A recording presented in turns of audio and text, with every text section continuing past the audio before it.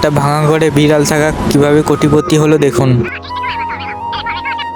বাবা বিড়ালটি আর স্ত্রী আর বাচ্চাদের কষ্টের কথা ভেবে বিদায় নিয়ে কাজে বেরিয়ে পড়ল। সাইকেল চালিয়ে বহু দূরের এক খনিতে গিয়ে পাথর কাটতে শুরু করলো। অনেক পরিশ্রমের পর হঠাৎ আর কপালে জুটল সেই কঙ্কিত বন্ধুরা, বিড়ালটি সোনা পেয়ে